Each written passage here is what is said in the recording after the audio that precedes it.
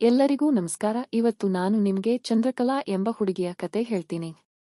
ತನ್ನ ಸೌಂದರ್ಯದಿಂದ ಏನೆಲ್ಲ ಸಾಧಿಸೋಕೆ ಹೊರಟಳು ನೋಡೋಣ ಬನ್ನಿ. ಅರುಣ್ ಒಂದು ಕಾಲೇಜಿನಲ್ಲಿ ಉಪನ್ಯಾಸಕ. ಹೆಂಡತಿ ಚಂದ್ರಕಲಾಳ ಮನೆಯಲ್ಲೇ ಇರ್ತಾನೆ. ಒಂದು ದಿನ ಅರುಣ್ ಪಾಠದ ತಯಾರಿ ಮಾಡ್ಕೊಂಡು ಕೂತಿದ್ದಾಗ ಚಂದ್ರಕಲಾ ಬಂದು, ಏನ್ರೀ ಬರೀ ಕೆಲಸ ಅಂತಿರ್ತೀರಾ, ಇವಾಗ ಸ್ವಲ್ಪ ಮಾತಾಡೋಣ ಬನ್ನಿಗೆ ಅಂದಳು. ಆದರೆ ಅರುಣ್, ಈಗಲ್ಲ ಚಂದ್ರ, ನನಗೆ ತುಂಬಾ ಅರ್ಜೆಂಟ್ ಕೆಲಸ ಇದೆ ಅಂದ. ಅದಕ್ಕೆ ಚಂದ್ರಕಲಾ ಮುಖ ಸಿಂಡರಿಸಿಕೊಂಡು, ನಿಮ್ಮಿಂದ ಏನೂ ಬರೋದಿಲ್ಲ ಬಿಡಿ ಅಂತ ಕೋಪ ಮಾಡಿಕೊಂಡು ಸ್ನಾನಕ್ಕೆ ಹೋದಳು. ಅಷ್ಟರಲ್ಲಿ ಅವಳ ದೂರದ ಸಂಬಂಧಿ ಕಿರಣ್ ಫೋನ್ ಮಾಡಿ, ಚಿಕ್ಕಮ್ಮ ಅಥವಾ ಅವರ ಸಂಬಂಧದ ಪ್ರಕಾರ ಏನಾದ್ರೂ, ನಾನು 4 ತಿಂಗಳು ಓದೋಕೆ ಮೈಸೂರಿಗೆ ಬರ್ತಿದ್ದೀನಿ, ನಿಮ್ಮ ಮನೆಯಲ್ಲಿ ಇರಬಹುದಾ ಅಂತ ಕೇಳಿದ. ಚಂದ್ರಕಲಾಳ ಮುಖದಲ್ಲಿ ನಗು. ಅಯ್ಯೋ, ಯಾಕೆ ಕೇಳಬೇಕು, ಖಂಡಿತ ಬಾ, ಬೇಗ ಬಾ ಅಂದಳು. ಮರುದಿನ ಕಿರಣ್ ಮನೆಗೆ ಬಂದ. ಅವನನ್ನ ನೋಡಿದ ಅರುಣ್, ಯಾರೋ ನೀನು, ಹೇಳದೆ ಕೇಳದೆ ಬಂದೆಯಲ್ಲಪ್ಪ ಅಂತ ಕೇಳಿದ. ಕಿರಣ್, ಇಲ್ಲ ಸರ್, ನಾನು ಚಂದ್ರಕಲಾ ಅವರಿಗೆ ಫೋನ್ ಮಾಡಿ ಹೇಳಿದ್ದೆ ಅಂದ. ಅರುಣ್, ಕಿರಣ್ ಬರುವ ವಿಷಯ ನನಗೆ ಯಾಕೆ ಹೇಳಲಿಲ್ಲ ಅಂತ ಸಿಟ್ಟಿನಿಂದ ಕೇಳಿದಾಗ ಚಂದ್ರಕಲಾ ಅರುಣ್ಗೆ ತಿರುಗೇಟು ಕೊಟ್ಟು, ನಿಮ್ಮಿಂದ ಏನೂ ಸಿಗೋದಿಲ್ಲ ಅಂದ ಮೇಲೆ ನಿಮಗೆ ಹೇಳಿ ಏನ್ ಪ್ರಯೋಜನ, ಸುಮ್ನಿರಿ ಅಂದಳು. ಆಮೇಲೆ ಕಿರಣ್ ಕಡೆ ತಿರುಗಿ, ನೀನೀಗ ತುಂಬಾ ಚೆನ್ನಾಗಿ ಕಾಣ್ತಿದೀಯಾ ಕಣೋ ಅಂದಳು. ಕಿರಣ್ ಮುಜುಗರದಿಂದ ಕಾಲು ಮುಟ್ಟಿ ನಮಸ್ಕರಿಸೋಕೆ ಹೋದ. ಚಂದ್ರಕಲಾ ತಕ್ಷಣ ಅವನ ಕೈ ಹಿಡಿದು, ಅಜ್ಜಿಗಳಿಗೆ ಹಾಗೆಲ್ಲ ಮಾಡ್ತಾರೆ, ನಾನಿನ್ನೂ ಯುವತಿ, ನನ್ನನ್ನ ಹತ್ತಿರ ತಗೋಲ್ಲ ಅಂತ ಹೇಳಿ ಅವನನ್ನ ಗಟ್ಟಿಯಾಗಿ ಅಪ್ಪಿಕೊಂಡಳು. ಇದನ್ನೆಲ್ಲ ನೋಡಿದ ಅರುಣ್ಗೆ ತಲೆ ತಿರುಗಿದಂತಾಯ್ತು. ಚಂದ್ರಕಲಾ, ಬಾ ನಿನ್ನ ರೂಮ್ ತೋರಿಸ್ತೀನಿ ಅಂತ ಕಿರಣ್ ಕೈ ಹಿಡಿದು ಕರೆದುಕೊಂಡು ಹೋಗಿ, ಇಲ್ಲಿ ನಿನಗೆ ಏನೇ ಬೇಕಿದ್ದರೂ ನನ್ನನ್ನ ಕೇಳುವ ಅಂತ ಅವನ ಭುಜದ ಮೇಲೆ ಕೈ ಹಾಕಿದಳು. ಕಿರಣ್, ಸರಿ ಚಂದ್ರಕಲಾ ಅಂದ. ಚಂದ್ರಕಲಾ ತಕ್ಷಣ, ನನ್ನನ್ನ ಚಂದ್ರಕಲಾ ಅಂತ ಕರಿಬೇಡ, ಚಂದು ಅಂತ ಕರಿ, ನೀನು ನನಗಾಗಿಯೇ ಬಂದಿದೀಯ ಅಂತ ಅನ್ನಿಸ್ತಿದೆ ಕಣೋ ಅಂದಳು.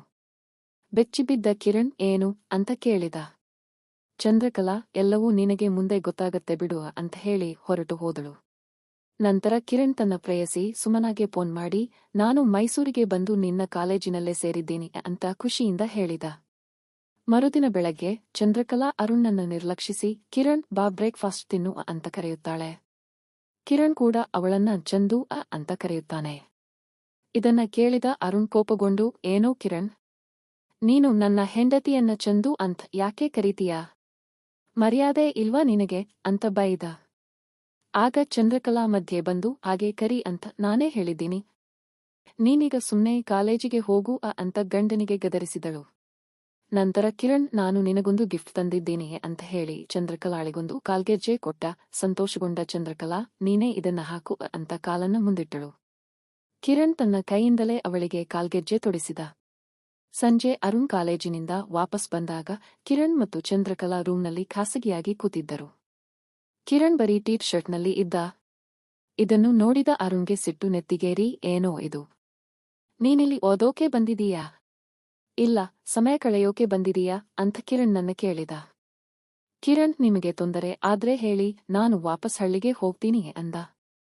ಆದರೆ ಚಂದ್ರಕಲಾ ತಕ್ಷಣ, ಅದು ಬೇಡ, ಈ ಮನೆ ನಮ್ಮ ತಂದೆಯದ್ದು, ನಾವಿಬ್ಬರೂ ಬೇರೆ ರೂಮ್ಗೆ ಹೋಗೋಣ ಅಂತ ಹೇಳಿ ಕಿರಣ್ ಕೈ ಹಿಡಿದು ಇನ್ನೊಂದು ರೂಮ್ಗೆ ಕರೆದುಕೊಂಡು ಹೋದಳು.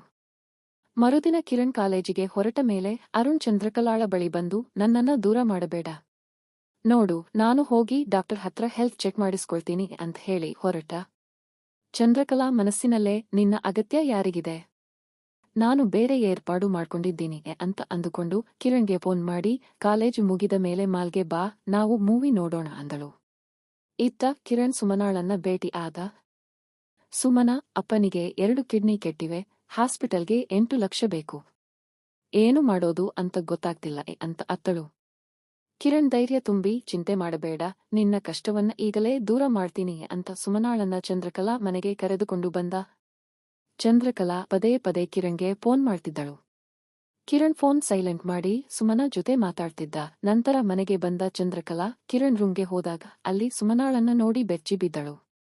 ಚಂದ್ರಕಲಾ, ಇವಳು ಯಾರು, ನೀನು ನನ್ನ ಕಾಲ್ಸ್ನ ಯಾಕೆ ರಿಸೀವ್ ಮಾಡಲಿಲ್ಲ ಅಂತ ಕೇಳಿದಳು.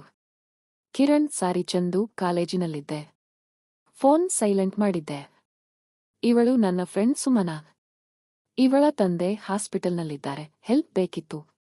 ಅದಕ್ಕೆ ನಿಮ್ಮ ಹತ್ರ ಕರೆದುಕೊಂಡು ಬಂದಿದ್ದೀನಿ, ದಯವಿಟ್ಟು ಏನಾದ್ರೂ ಸಹಾಯ ಮಾಡಿ ಅಂತ ಬೇಡಿಕೊಂಡ.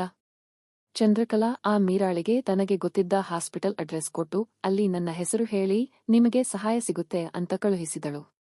ನಂತರ ಕೋಪಗೊಂಡಿದ್ದ ಚಂದ್ರಕಲಾಳನ್ನ ಶಾಂತಗೊಳಿಸೋಕೆ, ಕಿರಣ್, ನೀನು ಬರೀ ಮಾತಾಡ್ತೀಯಾ ಇಲ್ಲ ಏನಾದ್ರೂ ಮಾಡ್ತೀಯಾ ಅಂತ ಕೇಳಿದ. ಸಂತೋಷಗೊಂಡ ಚಂದ್ರಕಲಾ ಅವನೊಂದಿಗೆ ಆಪ್ತವಾಗಿ ತಾನು ಅಂದುಕೊಂಡ ಸುಖವನ್ನ ಅನುಭವಿಸಿದಳು. 1 ವಾರದ ನಂತರ ಸುಮನಾ ಚಂದ್ರಕಲಾ ಮನೆಗೆ ಬಂದು, ನಿಮ್ಮ ಸಹಾಯದಿಂದ ಕಡಿಮೆ ಖರ್ಚಿನಲ್ಲಿ ನಮ್ಮಪ್ಪನ ಆಪರೇಷನ್ ಆಯ್ತು ಅಂತ ಹೇಳಿ ಅವಳಿಗೆ ಸೀರೆಯನ್ನ ಗಿಫ್ಟ್ ಕೊಟ್ಟಳು. ಕಿರಣ್ ಸುಮನಾಳನ್ನ ಡ್ರಾಪ್ ಮಾಡಲು ಹೊರಟ. ನಂತರ ಅರುಣ್ ಒಂದು ಗಿಫ್ಟ್ ಹಿಡಿದು ಚಂದ್ರಕಲಾ ಬಳಿ ಬಂದು, ನಾನೀಗ ಡಾಕ್ಟರ್ ಹತ್ರ ತೋರಿಸಿಕೊಂಡು ಬಂದಿದ್ದೀನಿ ಅಂತ ಸುಳ್ಳು ಹೇಳಿ ಅವಳನ್ನ ಎತ್ತಿಕೊಂಡು ರೂಮ್ಗೆ ಹೋಗಿ ಆಪ್ತತೆಗೆ ಶುರು ಮಾಡಿದ. ಚಂದ್ರಕಲಾಳಿಗೆ ಸಂತೋಷವಾಯ್ತು. ಆದರೆ ಮುಂದುವರಿಯುವಷ್ಟರಲ್ಲಿ ಅರುಣ್ನ ಶಕ್ತಿ ಕಡಿಮೆಯಾಯಿತು. ಕೋಪಗೊಂಡ ಚಂದ್ರಕಲಾ, ಈಗ ಏನಾಯ್ತು? ನೀನು ನಿಜವಾಗ್ಲೂ ಡಾಕ್ಟರ್ ಹತ್ರ ಹೋಗಿದೀಯಾ ಅಂತ ಕೇಳಿದಳು. ಅರುಣ್, ಇಲ್ಲ, ನಾನು ಹೋಗಿಲ್ಲ, ನಿನಗೆ ಸುಳ್ಳು ಹೇಳಿದೆ ಅಂತ ಒಪ್ಪಿಕೊಂಡ. ಇದನ್ನೆಲ್ಲ ಕಿರಣ್ ಆಚೆಯಿಂದ ಕೇಳಿಸಿಕೊಳ್ತಾ ಇದ್ದ. ಚಂದ್ರಕಲಾ, ನಿಮ್ಮಿಂದ ಏನೂ ಬರೋದಿಲ್ಲ ಅಂತ ಅರುಣ್ ಮೇಲೆ ಕೂಗಾಡಿಕೊಂಡು ಟೆರೇಸ್ಗೆ ಹೋಗಿ ಅಳಲು ಶುರು ಮಾಡಿದಳು. ಕಿರಣ್ ಅಲ್ಲಿಗೆ ಹೋದ. ಚಂದ್ರಕಲಾ, ನಾನು ಅರುಣ್ನ ಮದುವೆಯಾಗಿ ತಪ್ಪು ಮಾಡಿದೆ. ಆತನಿಂದ ನನಗೆ ಯಾವ ಸುಖವೂ ಸಿಗುತ್ತಿಲ್ಲ. ನಾನು ಆತನಿಗೆ ಡೈವೋರ್ಸ್ ಕೊಡ್ತೀನಿ, ನೀನು ನನ್ನನ್ನ ಮದುವೆಯಾಗು ಅಂತ ಕಿರಣ್ಗೆ ನೇರವಾಗಿಯೇ ಬೇಡಿಕೊಂಡಳು. ಕಿರಣ್, ನಮ್ಮ ಸಂಬಂಧವನ್ನ ಸಮಾಜ ಒಪ್ಪುವುದಿಲ್ಲ ಅಂದ. ಚಂದ್ರಕಲಾ ಸಿಟ್ಟಿನಿಂದ, ನೀನು ನನ್ನ ಜೊತೆ ರೊಮ್ಯಾನ್ಸ್ ಮಾಡುವಾಗ ಈ ಚಿಂತೆ ಬರಲಿಲ್ವಾ? ನನಗೆ ಗೊತ್ತಿಲ್ಲ, ನಾಳೆ ನಾಳಿದ್ದು ಸಮಯ ಕೊಡ್ತೀನಿ, ನಮ್ಮ ಮದುವೆ ಬಗ್ಗೆ ಯೋಚಿಸು ಅಂತ ಹೇಳಿ ಹೊರಟಳು. ಮರುದಿನ ಸುಮನಾ ಕಿರಣ್ಗೆ ತುರ್ತು ಕರೆ ಮಾಡಿ, ನಾನು ನಮ್ಮಪ್ಪನ ಟೆನ್ಷನ್ನಿಂದ ಓದಿಲ್ಲ, ನಾಳೆ ಎಕ್ಸಾಮ್ ಇದೆ, ಫೇಲ್ ಆಗಬಹುದು ಅಂತ ಅಳುತ್ತಾಳೆ. ಕಿರಣ್, ಭಯಪಡಬೇಡ, ನನ್ನ ಹತ್ರ ಒಂದು ಪ್ಲಾನ್ ಇದೆ ಅಂದ. ತಕ್ಷಣ ಚಂದ್ರಕಲಾಳ ಬಳಿ ಹೋಗಿ, ನಾನು ನಿನ್ನನ್ನ ಮದುವೆಯಾಗೋಕೆ ಒಪ್ಪಿಕೊಂಡಿದ್ದೀನಿ ಅಂತ ಹೇಳಿದ. ಚಂದ್ರಕಲಾ ಸಂತೋಷದಿಂದ ಕುಣಿದು ಹೋದಳು. ಆದರೆ ಕಿರಣ್ನ ಮುಖದಲ್ಲಿ ಬೇಸರ ಇತ್ತು. ಚಂದ್ರಕಲಾ, ಏನಾಯ್ತು ಅಂತ ಕೇಳಿದಾಗ ಕಿರಣ್ ನಾಟಕೀಯವಾಗಿ, 2 ದಿನದಲ್ಲಿ ನನ್ನ ಎಕ್ಸಾಮ್ ಇದೆ, ನಿನ್ನ ನೆನಪೇ ತೊಂದರೆ ಕೊಡ್ತಿದೆ, ಓದೋಕೆ ಆಗ್ತಿಲ್ಲ, ಏನಾದ್ರೂ ಮಾಡಿ ಎಕ್ಸಾಮ್ ಪ್ರಶ್ನೆ ಪತ್ರಿಕೆ ಸಿಗೋ ಹಾಗೆ ಮಾಡು ಅಂತ ಬೇಡಿಕೊಂಡ. ಚಂದ್ರಕಲಾ ತಕ್ಷಣ, ನಾನು ಏರ್ಪಾಡು ಮಾಡ್ತೀನಿ, ಚಿಂತೆ ಬೇಡ ಅಂತ ಹೇಳಿ ಅರುಣ್ ಬಳಿ ಹೋಗಿ ಈ ಡೈವೋರ್ಸ್ ಪೇಪರ್ಗೆ ಸೈನ್ ಮಾಡು ಅಂದಳು. ಅರುಣ್, ದಯವಿಟ್ಟು ಡೈವೋರ್ಸ್ ಕೊಡಬೇಡ, ಒಂದು ಚಾನ್ಸ್ ಕೊಡು ಅಂತ ಬೇಡಿಕೊಂಡ. ಚಂದ್ರಕಲಾ ಆತನಿಗೆ, ನೀನು 1 ವಾರದೊಳಗೆ ಎಕ್ಸಾಮ್ ಪ್ರಶ್ನೆ ಪತ್ರಿಕೆಯನ್ನು ಮುಂಚಿತವಾಗಿ ತಂದು ಕೊಡು ಅಂತ ಷರತ್ತು ಹಾಕಿದಳು. ಮರುದಿನ ಅರುಣ್ ಭಯದಿಂದ ಒಂದು ಪೆನ್ ಡ್ರೈವ್ನಲ್ಲಿ ಎಲ್ಲಾ ಪ್ರಶ್ನೆ ಪತ್ರಿಕೆಗಳನ್ನ ತಂದು ಚಂದ್ರಕಲಾಳಿಗೆ ಕೊಟ್ಟ. ಅವಳು ಅದನ್ನ ಕಿರಣ್ಗೆ ಕೊಟ್ಟಳು. ಸಂತೋಷಗೊಂಡ ಕಿರಣ್ ಅದರ ಪ್ರಿಂಟ್ ತೆಗೆದುಕೊಂಡು ಸುಮನಾಳಿಗೆ ಕೊಟ್ಟ. ಕಿರಣ್ ಸುಮನಾಳಿಗೆ, ಇಷ್ಟಕ್ಕೆ ಖುಷಿಪಡಬೇಡ, ನಾನು ಈ ಪ್ರಶ್ನೆ ಪತ್ರಿಕೆಗಳನ್ನ ಕಾಲೇಜಿನಲ್ಲಿ ಸೇಲ್ ಮಾಡಿ ಸಾಕಷ್ಟು ಹಣ ಗಳಿಸ್ತೀನಿ, ಆಮೇಲೆ ನಾವಿಬ್ಬರೂ ಮದುವೆಯಾಗೋಣ ಅಂತ ಹೇಳಿದ. ಇದನ್ನೆಲ್ಲ ದೂರದಿಂದ ನೋಡಿದ ಚಂದ್ರಕಲಾಳಿಗೆ ದಿಗಿಲಾಯಿತು. ನಂತರ ಕಿರಣ್ ಚಂದ್ರಕಲಾಳ ಬಳಿ ಬಂದ.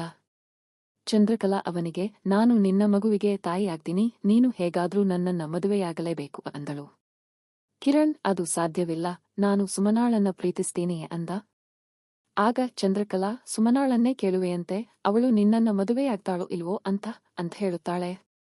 ಏಕೆಂದರೆ ಚಂದ್ರಕಲಾ ಆಗಲೇ ಸುಮನಾಳಿಗೆ ತನ್ನ ಮತ್ತು ಕಿರಣ್ನ ಸಂಬಂಧದ ಬಗ್ಗೆ ಹೇಳಿ ಅವಳ ಮನಸ್ಸನ್ನ ಕೆಡಿಸಿರುತ್ತಾಳೆ. ಕಿರಣ್ ಸುಮನಾಳಿಗೆ ಫೋನ್ ಮಾಡಿದಾಗ, ಸುಮನಾ, ನೀನೊಬ್ಬ ಮೋಸಗಾರ, ಇನ್ನೊಮ್ಮೆ ನನಗೆ ಕರೆ ಮಾಡಬೇಡ ಅಂತ ಬೈದು ಫೋನ್ ಕಟ್ ಮಾಡಿದಳು. ಚಂದ್ರಕಲಾ ಜೋರಾಗಿ ನಗಲು ಶುರು ಮಾಡಿದಾಗ ಕಿರಣ್ ಭಾವನಾತ್ಮಕವಾಗಿ ಕುಸಿದು ಹೋದ. ಆದರೆ ಕೊನೆಗೆ ಕಿರಣ್ ತನ್ನ ತಪ್ಪನ್ನ ಅರಿತು ಚಂದ್ರಕಲಾಳಲ್ಲಿ ಕ್ಷಮೆ ಕೇಳಿದ. ಚಂದ್ರಕಲಾ ಕೂಡ ತನ್ನೆಲ್ಲಾ ವರ್ತನೆ ಬಗ್ಗೆ ಯೋಚಿಸಿ ಕಿರಣ್ಣನ್ನ ಕ್ಷಮಿಸಿದಳು. ಈ ಎಲ್ಲಾ ಘಟನೆಗಳನ್ನ ಅರುಣ್ ಗಮನಿಸಿರುತ್ತಾನೆ.